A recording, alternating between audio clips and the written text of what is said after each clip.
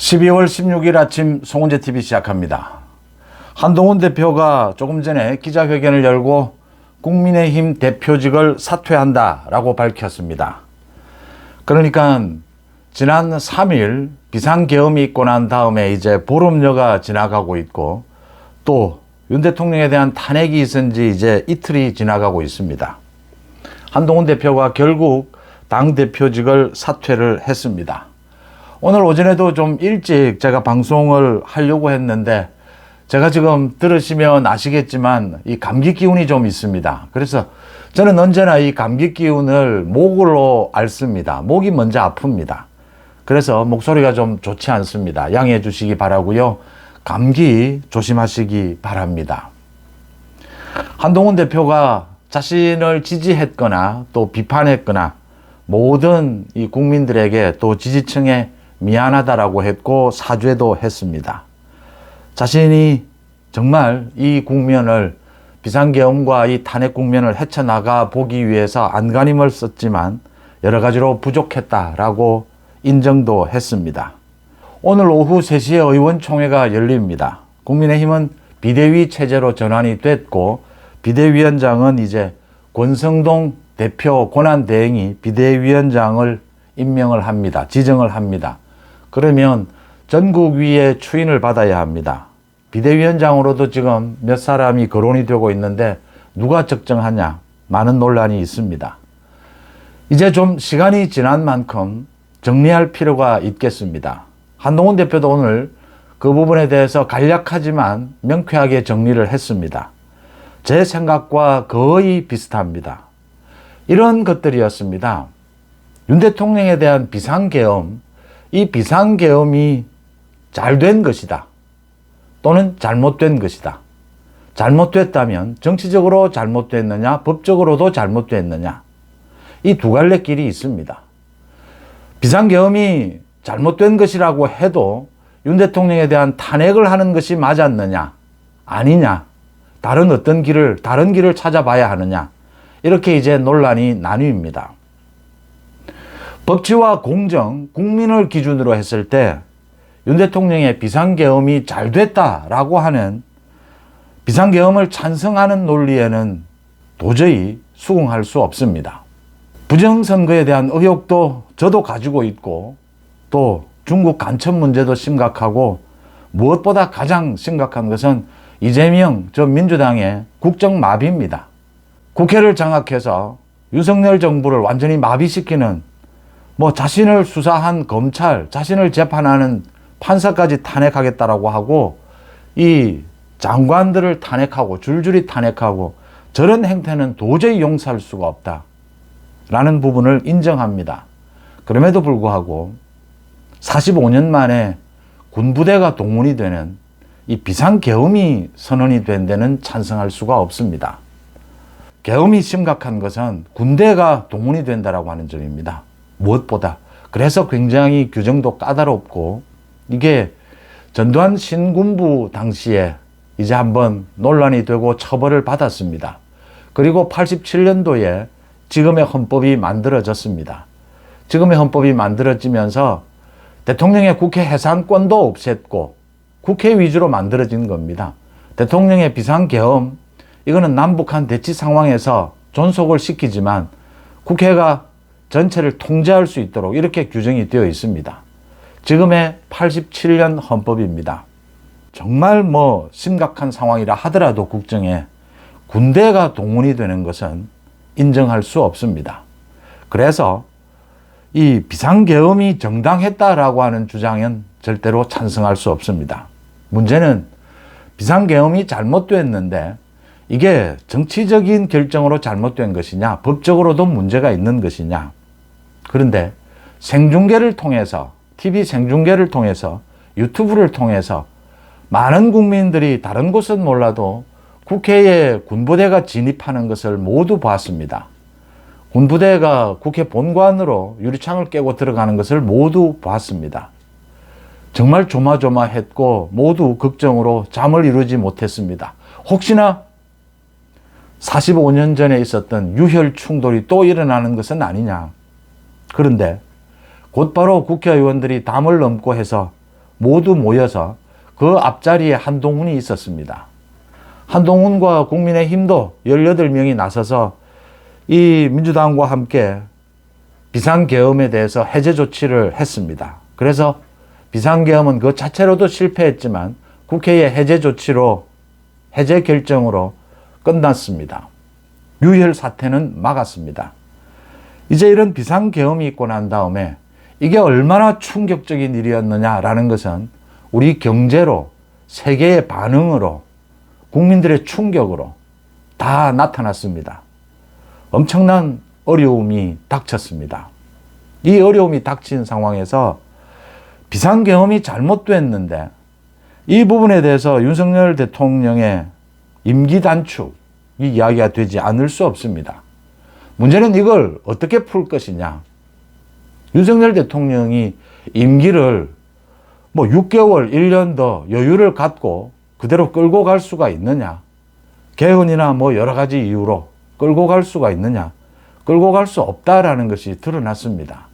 왜냐하면 굉장히 빠른 속도로 이 비상계엄에 대해서 검찰과 경찰의 수사가 시작이 됐고 또 많은 내용이 언론에 터져 나왔습니다.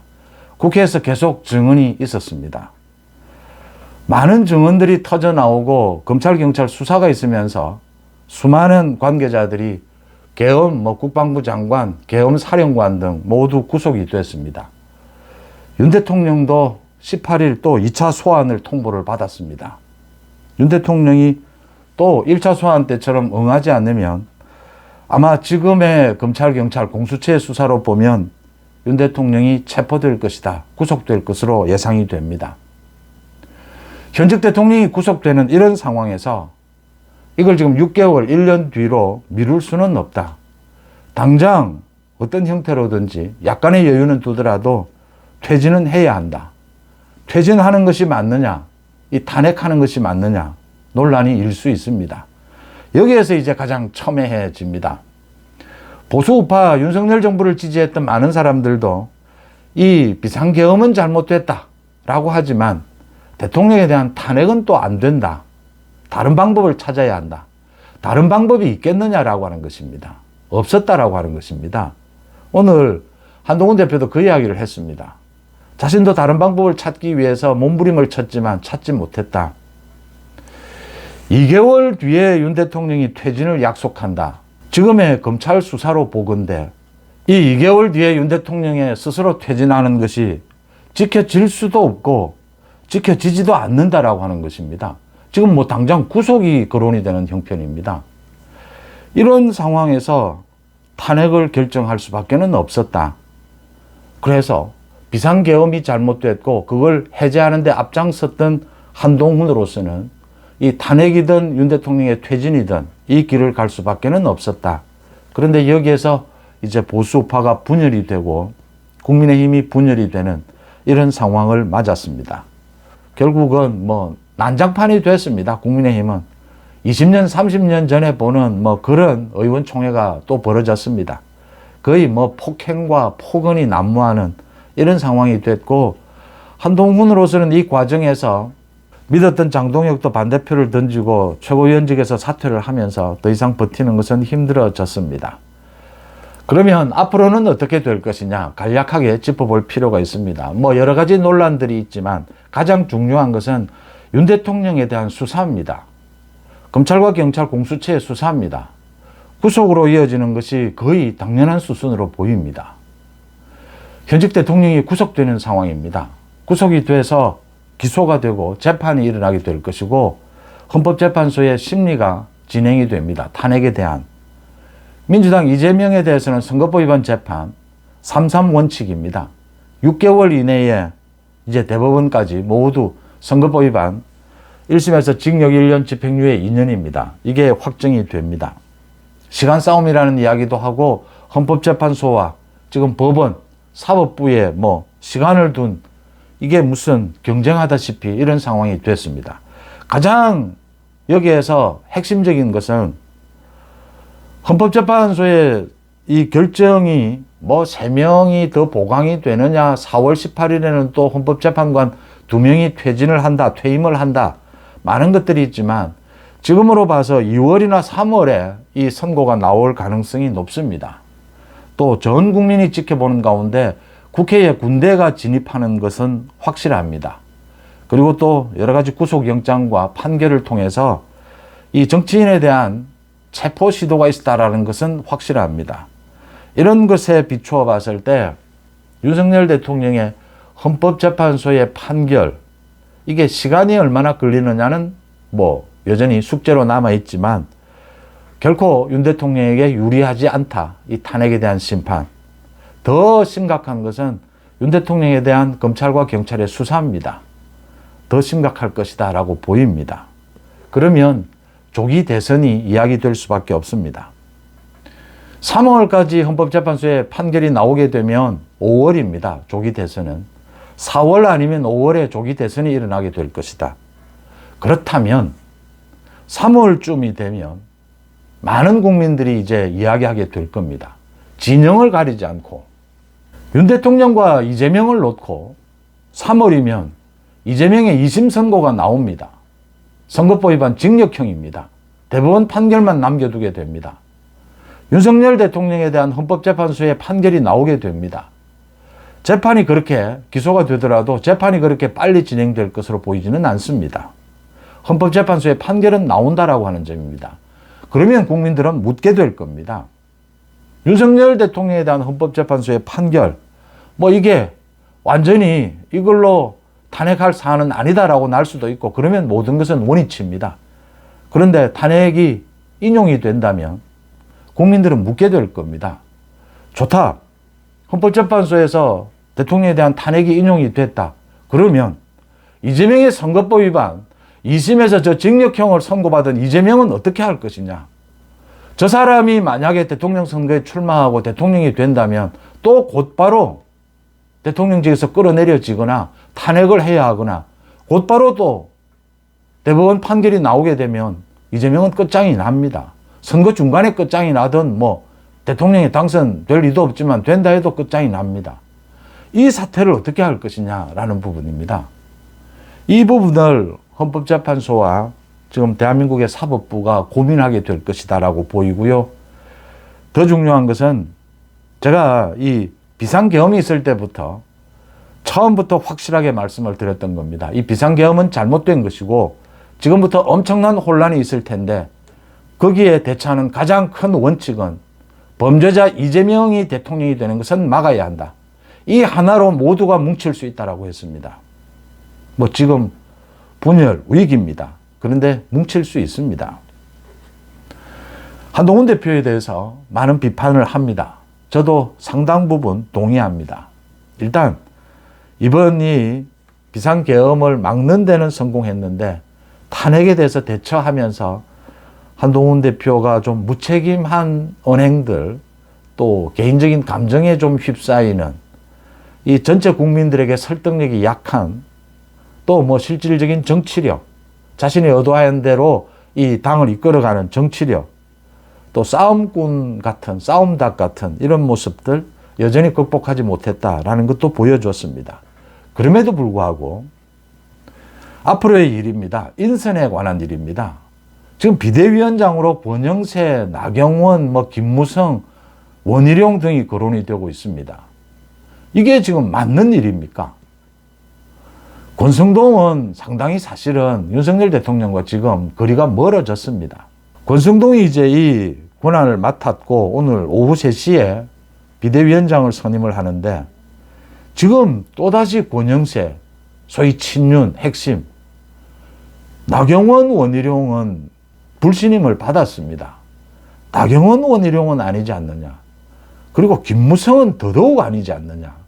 탄핵에 대한 인식에서 보수 우파로서 앞으로 전체를 통합하고 이 조기 대선이 있게 되면 그 부분을 돌파해낼 그런 비대위원장이 있습니다. 그런데도 지금 계속 이렇게 친윤, 김무성 이런 건 맞지 않다라고 보이고요. 이제 조기 대선이 열리게 되면 어떤 후보가 어떤 이 주인공이 나타나서 저 이재명, 범죄자 이재명을 제압할 수 있을 것이냐. 저는 정치에 있어서 또 선거에 있어서 선택은 이건 뭐 가장 훌륭한 사람을 뽑는 것은 아닙니다. 현실적으로 덜 나쁘지 않는 사람, 어차피 상대적으로 비교할 수밖에 없습니다. 그동안 지난 총선 때부터 한동훈 대표가 비대위원장, 당대표, 전당대회를 거치면서 저는 현재로는 한동훈 대표가 가장 보수 우파의 법치, 공정, 상식적으로 가장 낫다. 상대적으로 비교했을 때. 여전히 조기 대선 국면에서도 한동훈 이제 후보가 되겠지만 가장 나을 수 있다라고 봅니다. 전체적으로 많은 부분들, 자신의 약점들을 보강해 간다면, 뭐 필요하다면 이 시기에 전국을 돌면서 좀 많은 사람들을 만나고, 또 주변에 있는 사람들도 좀 이 계층도 다양화하고, 좀 더 이 경험이 많은 사람과 적은 사람, 뭐 많은 이렇게 좀 다양한 사람들을 옆에 둘 필요가 있다. 뭐 이런 것들을 보완을 할 필요가 있다라고 보이고요. 그 다음 뭐 거론이 되는 이번에 이 비상계엄과 탄핵에서 가장 확실한 입장을 취했던 안철수, 그 다음 오세훈도 부각이 될 것이다. 이렇게 보입니다. 홍준표는 뭐 여기에서 거의 난동질만 벌였지, 분탕질만 벌였지, 무책임하게 이걸 뭐 비상계엄을 찬성을 한다면, 그렇다면 뭐 어떤 해법이 있는 건지, 비상계엄도 찬성을 한다, 뭐 탄핵은 반대한다, 뭘 어쩌자는 건지, 한동훈만 없어지면 된다는 건지, 그런 저런 패악질하는 홍준표는 미천이 다 드러났다라고 보이고요. 유승민도 뭐 이제는 모두 이준석까지 지금 설치는데, 보수우파 전체의 입장에서 본다면 여전히 현재로서는 한동훈, 오세훈, 안철수가 여전히 보수 우파의 전통적인 가치와 또 현실적인 정치력으로 저 범죄자 이재명을 제압할 수 있는 그런 주인공들이 되지 않겠느냐, 이렇게 봅니다. 송은재TV 마칩니다. 고맙습니다.